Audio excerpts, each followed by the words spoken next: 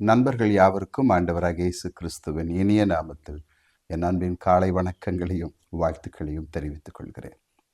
உண்மையின் மறுபக்கம் என்கிற தலைப்பின் கீழ் வேத வசனத்தின் ஆழங்களை தியானிக்க தேவன் நமக்கு கிருபை செய்திருக்கிறார். இன்றைக்கு நாம் எல்லாருமே அறிந்திருக்கிற ஒரு வசனம் தான் லூக்கா சுவிசேஷம் 18ஆம் அதிகாரம் 6-7 வசனங்கள். ஜெபத்தை குறித்து கர்த்தர் மிக அழகாக அங்கே பேசியிருக்கிறார். அநீதி உள்ள அந்த நியாயாதிபதி சொன்னதை சிந்தித்து பாருங்கள்.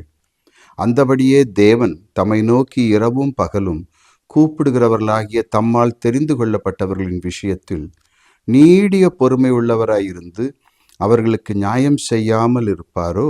நல்ல கவனிங்க. ஆண்டவராகிய இயேசு கிறிஸ்து எப்பொழுதும் நாம் ஜெபம் பண்ண வேண்டும் என்று நமக்கு கற்றுக் கொடுத்திருக்கிறார். அது மாத்திரமல்ல, இந்த 18ஆம் அதிகாரத்தில் இடைவிடாமல் ஜெபிக்க வேண்டும் என்பதை வலியுறுத்துவதற்காக அவர் ஒரு ஓமையை சொல்கிறாங்க. அநீதியுள்ள ஒரு நியாயாதிபதியினிடத்தில் அடிக்கடி போய் வேண்டிக் கொண்டதான ஒரு விதவையின் வேண்டுதலுக்கு அந்த அநீதி உள்ள நியாயாதிபதி செவிசாய்த்தான்.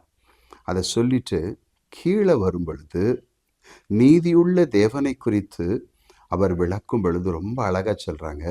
இரவும் பகலும் தம்மை நோக்கி வேண்டிக் கொள்கிற தம்மால் தெரிந்து கொள்ளப்பட்டவர்களுடைய காரியத்தில் தேவன் நீடிய பொறுமை உள்ளவராக இருந்து நியாயம் செய்யாமல் இருப்பாரோ? அப்போ ஆண்டவர் என்ன சொல்ல வராங்க அப்படின்னா, அவருடைய பிள்ளைகள் அவரை நோக்கி வேண்டிக் கொள்ளும் பொழுது தேவன் அந்த ஜெபத்துக்கு நீடிய பொறுமை உள்ளவராக இருப்பது கிடையாது. அதான் அதனுடைய அர்த்தம். நீடிய பொறுமை உள்ளவராக இருப்பது கிடையாது. ஆனால் பொதுவாக நாம் எப்படி தியானம் பண்ணுவோம் அப்படின்னா, தேவன் நம்முடைய ஜெபங்களுக்கு பதில் கொடுப்பதில் சில சமயம் நீடிய பொறுமை உள்ளவராக இருக்கிறார், நீடிய பொறுமை உள்ளவராக இருக்கிறார்.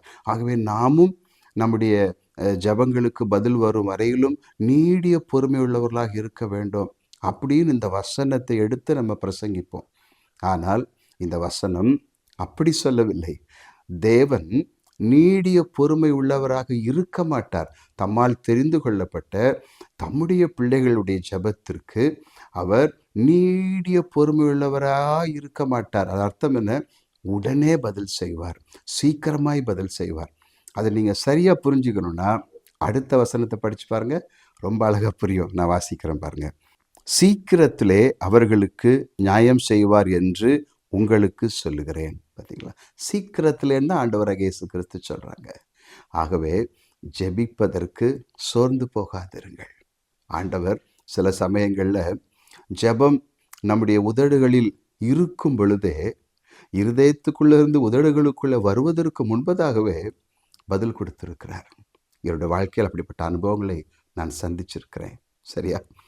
நாம் என்ன வேண்டிக்கொள்வோம் என்று நாம் ஜெபிப்பதற்கு முன்பதாகவே அவர் அறிந்திருக்கிறார்.